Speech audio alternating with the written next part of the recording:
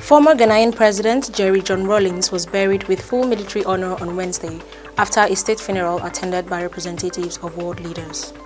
Hi, welcome to What's Happening. These are the top 10 stories now.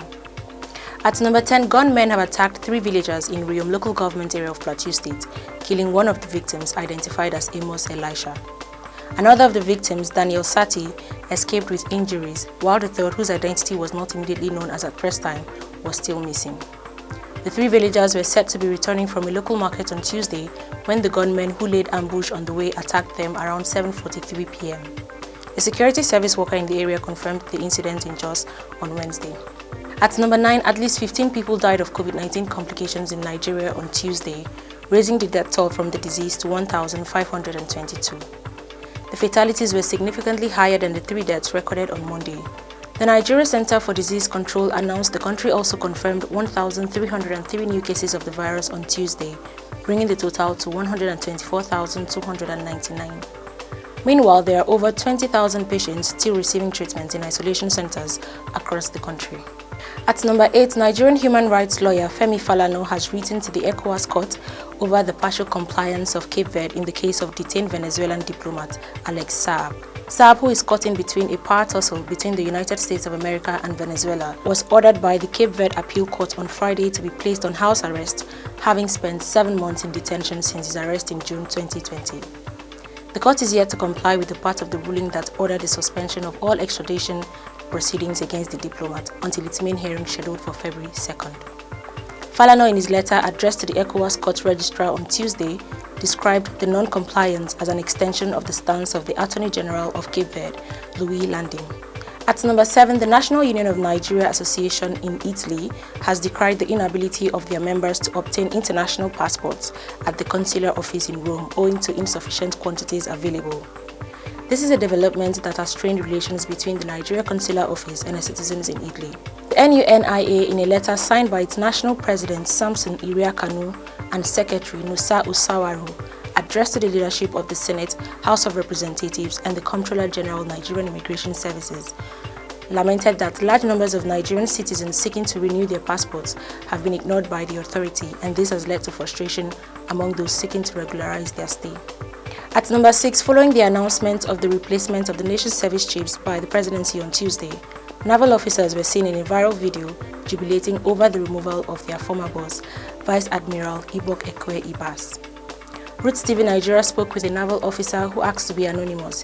He said the major reason Ibas's removal was celebrated was because the former chief of naval staff had overstayed his tenure, adding that this position is meant to be based on a 2-year rotation, and if this is not done, it would deny others the opportunity to advance in their career.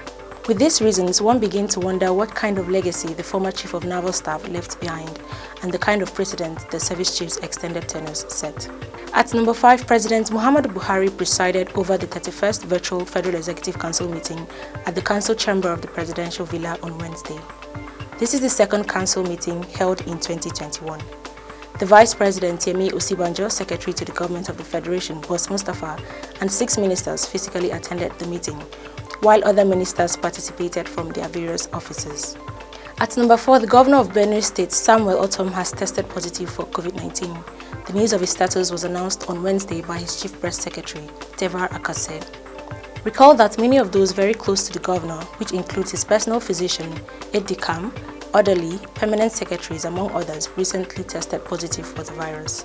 Akase explained that the latest result of Governor Otom's COVID-19 test returned positive, although he has not shown any symptoms of the disease yet. The governor has already commenced treatment as prescribed by medical personnel and has advised those who have come in contact with him in the last couple of days to go for tests. At number 3, Ekiti State government has debunked claims that following the 7-day ultimatum issued by Governor Rotimi Akeredolu, herdsmen fleeing Ondo State are relocating to Ekiti forests. The State Commissioner for Information and Values Orientation, Akin Omole, in a statement on Wednesday, described the news report making rounds as a figment of the imagination of the author and a mere speculation most likely originating from the recent security threat in Ondo State.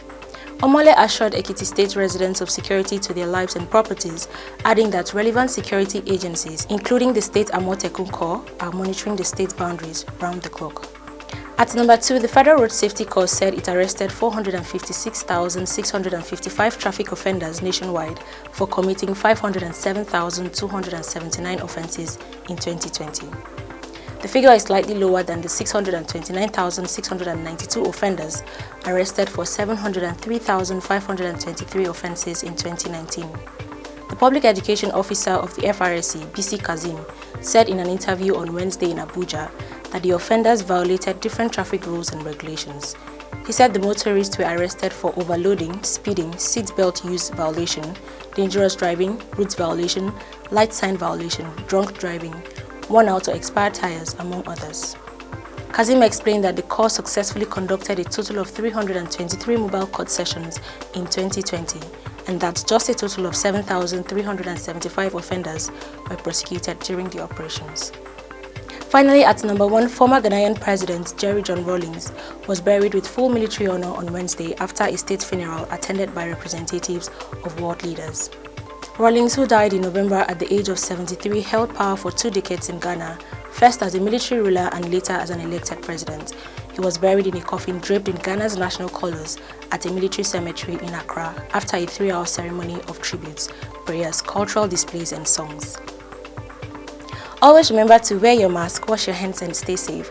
That's all for today. See you next time on What's Happening.